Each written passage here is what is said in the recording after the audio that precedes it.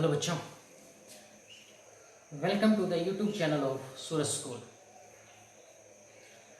In today's video, we will discuss about our next unit, fifth unit, that is system of particles.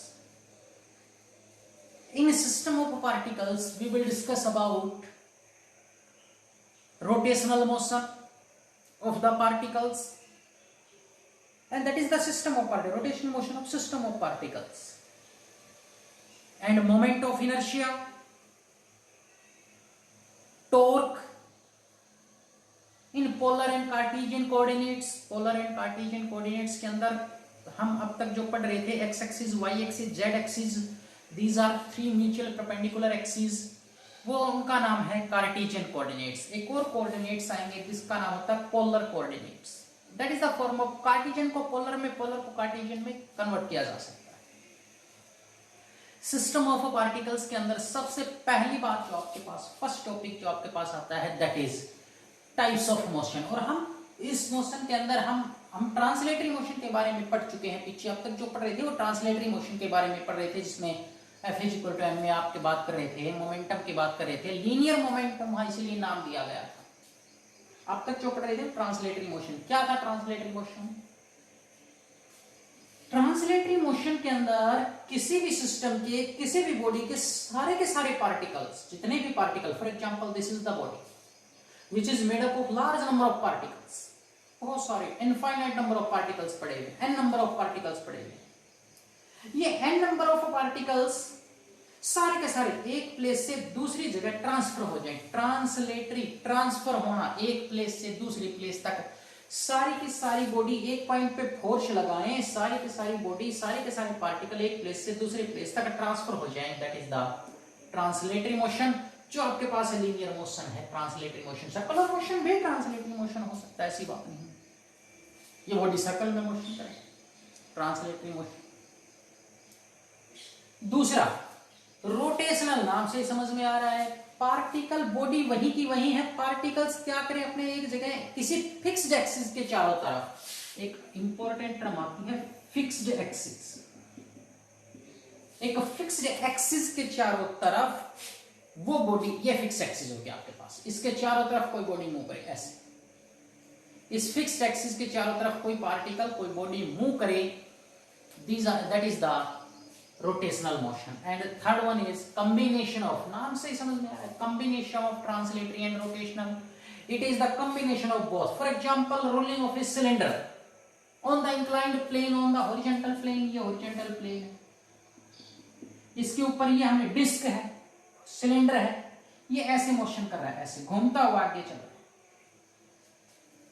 ये ऐसे घूमे भी और आगे भी चले. It is combination of rotatory भी है, रोटेशनल भी है और ट्रांसलेटरी भी है, दोनों मोशन हो सकते हैं. It is the three types of motion. और आपके पास यहां पे जो इंपॉर्टेंट काम है, दैट इज रोटेशनल मोशन. हम इस चैप्टर के अंदर दरअसल रोटेशनल मोशन के बारे में ही ज्यादा पढ़ते हैं, रोटेशनल मोशन की ही बात करेंगे. अब तक जो आप पढ़ रहे थे that is translatory motion. Now that is rotational motion के बारे में. रोटेशनल मोशन से पहले एक बात आती है, एक होती है रिजिड बॉडी. बहुत नाम आएगा, rigid body. What is rigid body? Rigid body का मतलब है कि हम एक पार्टिकल पे फोर्स लगाएं, एक जगह फोर्स लगाएं, एक पार्टिकल पे फोर्स लगाएं, वो फोर्स सारे के सारे पार्टिकल्स पे ट्रांसफर हो जाए. For example, this is the rigid body, this pen is a rigid body. हमने यहां पे फोर्स लगाया, इसके इस पॉइंट पे फोर्स लगाया. ये फोर्स मैंने यहां पे वाले पार्टिकल्स पे लगाया था, लेकिन मूव सारी बॉडी करी, ये सारा फोर्स सारे पार्टिकल पे ट्रांसफर हो गया. That is the almost all solids are the rigid body. Almost all solids are the rigid body. Rigid body नाम आएगा बहुत से. लिक्विड के केस में भी ऐसा हो सकता है, एक पॉइंट पे फोर्स लगाओ, सारे लिक्विड के ऊपर ट्रांसफर हो जाएगा. उसकी भी बहुत अच्छी प्रॉपर्टी है, पास्कल लॉ पढ़ेंगे 7th यूनिट के अंदर. लेकिन गैसेस के अंदर ऐसा नहीं होता. एक पार्टिकल पे फोर्स लगाएं, सभी पार्टिकल दूर दूर, गैप है सबके बीच, हो सकता है ट्रांसफर ना हो. Rigid body, perfect rigid body मतलब सारा का सारा फोर्स एक पॉइंट से दूसरे पॉइंट तक ट्रांसफर हो जाए, एक पार्टिकल से दूसरा पार्टिकल पे सारा का सारा फोर्स, जैसे ये परफेक्ट तो कोई चीज है ही नहीं, हम मैं यहां जितना फोर्स लगाऊं उतना फोर्स सारी बॉडी पे ट्रांसफर हो सकता है, यहां ज्यादा ज्यादा कम हो जाए। लेकिन अब लगभग आपके पास रिजिड बॉडी, एब्सोल्यूट परफेक्ट तो कोई चीज हो ही नहीं सकती। इसके अंदर जो मोस्ट इंपोर्टेंट काम आएगा वो आएगा सेंटर ऑफ मास। अब सेंटर ऑफ मास आप समझते हो, सेंटर ऑफ मास, मास का centre, it is a point which is to be assumed. कैसा पॉइंट है ये? अजम्पशन, ऐसा कोई पॉइंट होगा थोड़ी, ऐसा कोई पॉइंट हमें इसमें बना थोड़ी मिलेगा कि ये आपका सेंटर ऑफ मास है। हम वो पॉइंट मान सकते हैं, it is the point which is assumed at which all mass of body, of whole mass of the body, whole mass of the body is said to be concentrated।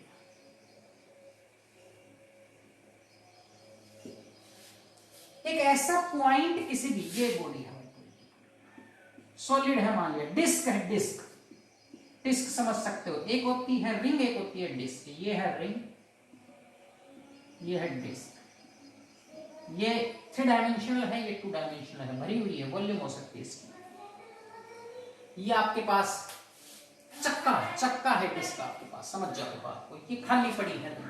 इसका centre of mass almost जो regular bodies हैं, regular bodies का मतलब, regular bodies का मतलब सब जगह all parts के ऊपर इक्वल मास हो, सारी की सारी जगह इक्वली मास फैला हुआ हो। तो जहां इसका ज्योमेट्रिकल सेंटर, ज्योमेट्रिकल सेंटर इसका यहां होगा और यही इसका सेंटर ऑफ मास भी होगा। सेंटर ऑफ मास एक्चुअली वहां भी हो सकता है जहां एक्चुअली कोई मास प्रेजेंट ना हो। सेंटर ऑफ मास उस जगह पे भी आ सकता है जहां पे एक्चुअली कोई मास है ही नहीं। For example in case of ring, इसका सारा का सारा मास रिंग में यहां फैला हुआ, सर्कल, कड़ा जो आप बच्चे पहनते हैं, रिंग, सारा का सारा मास यहां है। यहां एक्चुअली इसका ज्योमेट्रिकल सेंटर, रेगुलर बॉडी मतलब सब जगह मास बराबर फैला हुआ, अगर सब जगह बराबर नहीं होगा तो जरूर नहीं इस ज्योमेट्रिकल सेंटर पे लाई करेगा, लेकिन सब जगह अगर इक्वली मास फैला हुआ है तो इसका ज्योमेट्रिकल सेंटर जहां होगा, जहां से सर्कल बना है, यही उसका सेंटर ऑफ मास होगा। लेकिन यहां एक्चुअली कोई मास है ही नहीं। देखो, सेंटर ऑफ मास उस पॉइंट पे भी हो सकता है, उस पॉइंट को भी मान सकते हैं, अजम्पशन है, उस पॉइंट को भी माना जा सकता है जहां एक्चुअली कोई मास प्रेजेंट है ही नहीं। For example in case of ring, हालांकि डिस्क के केस में सेंटर ऑफ मास, इसका रोड है, रेगुलर रोड है, रेगुलर बॉडी है, इसके सेंटर पे जहां इसका सेंटर होगा बीच में, बिल्कुल बीच में होगा, बीच में सब जगह से डायमीटर का जहां क्रॉस करेंगे वहां वो उसका सिलेंडर हो, सिलेंड्रिकल बॉडी होगी, सिलेंड्रिकल बॉडी होगी, इसका सेंटर ऑफ मास होगा। हर एक चीज का अपना सेंटर ऑफ मास होता है। उस सेंटर ऑफ मास का मतलब क्या है? उस सेंटर ऑफ मास का मतलब यह है कि हमें पूरी बॉडी की फोर्स वगैरह, एक्सेलेरेशन वगैरह, मतलब पूरी बॉडी को पढ़ने की बजाय पूरी बॉडी के फोर्स, पूरी बॉडी के पार्टिकल्स की फोर्स, एक्सेलेरेशन, वेलोसिटी, मास, ये सारी चीजें निकालने की बजाय आप सेंटर ऑफ मास का निकाल लो। जितना इन बॉडी के सभी पार्टिकल्स का निकाल के जोड़ोगे, मान लिया टोटल फोर्स निकालना है, टोटल मास ये n पार्टिकल्स की बनी हुई बॉडी, क्योंकि हम बड़ी सिस्टम ऑफ पार्टिकल्स हैं। सिस्टम ऑफ पार्टिकल्स का मतलब सारी की सारी बॉडी एक पार्टिकल से मिलकर बनी है, उन सारी पार्टिकल्स के ऊपर चीज को पढ़ना। अब हम एक n पार्टिकल्स के फोर्स को निकालें और फिर उनको जोड़ें तो टोटल फोर्स आएगा। इससे बढ़िया आप सेंटर ऑफ मास के फोर्स को निकाल दो, बराबर आएंगे दोनों। उसका इफेक्ट ऑल पार्टिकल्स के फोर्स का इफेक्ट और सेंटर ऑफ मास के फोर्स का इफेक्ट बराबर होगा। आप पूरी बॉडी को एक पॉइंट मास मान सकते हो। पूरी बॉडी को पढ़ने के बजाय हम ये कह सकते हैं ये एक पॉइंट मास है जहां पे इसका सेंटर ऑफ मास होगा। चलो एक और एग्जांपल से समझो। मान लिया हम खड़े, ये खड़े, हमारा सेंटर ऑफ मास बिल्कुल हमारी नाभि के आसपास में है। अगर हमें अपनी पोटेंशियल, हम ग्राउंड पे खड़े हैं, हमें अपनी पोटेंशियल एनर्जी निकालनी है, पोटेंशियल एनर्जी का फॉर्मूला mgh। अब हमारी पैरों की पोटेंशियल एनर्जी जीरो है, देखो, because height of from the ground is zero. हमारे सर की potential energy mgh, h height होगी कुछ, mg हमारा वेट होगा, निकाल लेंगे। यहाँ पोटेंशियल एनर्जी अलग, यहाँ अलग, यहाँ अलग, यहाँ अलग, यहाँ अलग, यहाँ अलग, यहाँ अलग, सबका निकाल के फिर एवरेज करो, तब आएगी आपकी पोटेंशियल एनर्जी। इससे बढ़िया तरीका क्या है कि सेंटर ऑफ मास की पोटेंशियल एनर्जी निकालना। सारी जगह की पोटेंशियल एनर्जी निकालने की बजाय हम वो सेंटर ऑफ मास की पोटेंशियल एनर्जी निकाल दें, that will be the exact potential energy of whole body। अच्छा तरीका है सेंटर ऑफ मास पढ़ने का। अब हम ये मानेंगे कि सारी बॉडी की जगह हम कहाँ हैं, ये है, ये सेंटर ऑफ मास हमारा, हमारी सारी बॉडी ये बढ़ेगी, इसकी ग्राउंड से हाइट h, भाई 1 मीटर, 2 मीटर, 3 मीटर, आधी सेंटीमीटर कुछ होगी डिस्टेंस, तो mgs कर दो, बस पोटेंशियल एनर्जी है हमारी। सेंटर ऑफ मास का कॉन्सेप्ट है, और सेंटर ऑफ मास का कॉन्सेप्ट और समझने के लिए मैं आपको बताता हूं कि इस रोड को आप बैलेंस कर लो एक पॉइंट से। मान लिया रोड है, लोहे की रोड है, इसको जहां जिस पॉइंट से बैलेंस हो जाएगा ना, उसका सेंटर ऑफ मास। और लेकिन वो पॉइंट इसके अंदर होगा, ध्यान देना थोड़ा सा, क्योंकि हम यहां से बाहर से अंदर तो जा नहीं सकते। अब इसके हमने बाहर से बैलेंस करिए, लेकिन वो सेंटर ऑफ मास कहाँ है, उसके अंदर है, जहां से बैलेंस हो जाएगा। अगर रेगुलर है तो, अगर रेगुलर नहीं है, फॉर एग्जाम्पल इधर मास ज्यादा है, इधर मास ज्यादा है, तो मैं कहां से पकड़ के बैलेंस करूंगा, इधर से पकड़ के बैलेंस करूंगा। देखना, किसी भी रोड को ले लो, उसको बैलेंस करके देख लेना, ऐसे ऐसे बैलेंस करनी, पकड़ के नहीं, ऐसे बैलेंस करनी। अगर इधर मास ज्यादा है तो इधर से बैलेंस करनी पड़ेगी, अगर इधर मास ज्यादा है तो इधर से बैलेंस करनी पड़ेगी, और अगर रेगुलर है बिल्कुल तो बीच में से बैलेंस करनी पड़ेगी। ये सेंटर ऑफ मास का कॉन्सेप्ट है। सेंटर ऑफ मास, जिस तरफ ज्यादा मास होगा उस तरफ मूव करेगा, हमेशा उस तरफ होगा।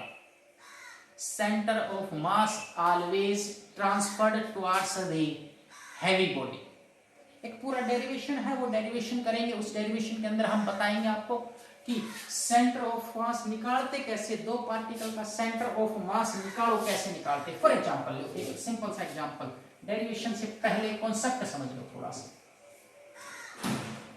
ये आपके पास स्फीयर है, इसके सभी कॉर्नर्स पे 2-2 किलोग्राम मास रखे हुए। अब स्क्वायर है तो साइड बराबर हो ही गई, सीधी सी बात। इसका सेंटर ऑफ सभी जगह 2 किलोग्राम मास है। इसका सेंटर ऑफ मास कहां होगा, इसके डायगोनल्स को निकालते हैं। चलो इसके वो बना लेते हैं, क्या बोलते हैं उसको, क्वाड्रेंट बना लो, क्वाड्रेंट। इसके सेंटर को यहां बना दो, इसको सेंटर को यहां बना दो, ये फर्स्ट क्वाड्रेंट, ये सेकंड क्वाड्रेंट, ये थर्ड क्वाड्रेंट, ये फोर्थ क्वाड्रेंट। मैथमेटिक्स के अंदर पढ़ा होगा आपने। और ये इसका सेंटर हो गया, डायमीटर वगैरह जिसका आधे डिस्टेंस से लेके इसके आधे डिस्टेंस से लेके इसके आधे डिस्टेंस, इसके आधे डिस्टेंस मिला दिया। अब first second third fourth quadrant हो गया, इसका सेंटर ऑफ मास कहां होगा, बिल्कुल इसके सेंटर ओ पॉइंट। मान लिया मैंने ये मास हटा दिया यहां से, अब सेंटर ऑफ मास किधर जाएगा, अब इसका सेंटर ऑफ मास जाएगा इधर, इसको क्वाड्रेंट के अंदर फर्स्ट क्वाड्रेंट। मान लिया मैंने ये मास भी हटा दिया, अब देखो इधर मास बच गया, तो इसका सेंटर ऑफ मास यहां चला जाएगा, यहां होगा इसका सेंटर ऑफ मास, लेकिन इधर की साइड होगा सेंटर पे, सेंटर पे नहीं होगा इधर, क्योंकि मास सारा इधर है। मान लिया मैंने ये मास भी हटा दिया, इसका सेंटर ऑफ मास इसका सेंटर ऑफ मास कहां हो गया, इसके यहां हो गया। Centre of mass of 4 particles. Centre of mass, कौन एक देखा था, या फिर ट्रायंगल का सेंटर ऑफ मास कहां होगा, ट्रायंगल का, ये इक्विलैटरल ट्रायंगल है, मान लिया ये इक्वली मास के 3 ऑब्जेक्ट रखे हुए, इसका सेंटर ऑफ मास होगा, एक सेंट्रोइड होता है, centroid of the triangle. Centroid का मतलब इधर वाले वर्टिसेस से इधर सेंटर मिला दो, इधर वाले वर्टिसेस से इसका सेंटर मिला दो, इधर वाले वर्टिसेस से इसका सेंटर मिला दो, क्या बन जाएगा, दैट इज द सेंट्रोइड। और सेंट्रोइड के ऊपर इसका सेंटर ऑफ मास कौन होता है, कोन, ये आपके पास कोन, that is the height of cone is h, r is the radius, what will be the, where will be the center of mass present, यहां से देखो नीचे हैवी मास है तो सेंटर ऑफ मास एक तो ऑब्वियस सी बात है नीचे वाले के पास लाई करेगा, नीचे वाला जो बेस है उसके पास लाई करेगा, वो डिस्टेंस यहां से होती है 3h/4।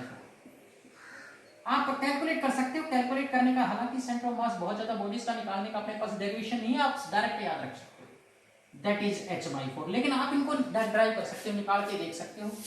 निकालने का तरीका बताऊंगा। सेंटर ऑफ मास हम बहुत सारी बॉडीज के निकाल सकते हैं। हमारे पास एक तरीका है सेंटर ऑफ मास निकालने का। वो सेंटर ऑफ मास इसलिए निकाला जाता है ताकि आप सभी पार्टिकल्स की बजाय उस सेंटर ऑफ मास पे जो भी चीज काम करे, उसका एक्सीलरेशन, उसका वेलोसिटी, उसका मोमेंटम, उसका फोर्स है, वो चीज पढ़ो। Centre of mass most important is ये कॉन्सेप्ट था थोड़ा सा सेंटर ऑफ मास का, किस तरफ रहेगा, कैसे बैलेंस करें सेंटर ऑफ मास। ये आज के लिए था। अगले वीडियो में हम डिस्कस करेंगे, अगर आपके पास दो बॉडीज हैं, मास m1 m2 है, तो उनका सेंटर ऑफ मास हम कैसे निकाल सकते हैं, what is the mathematical formula for centre of mass. Thanks, have a nice day.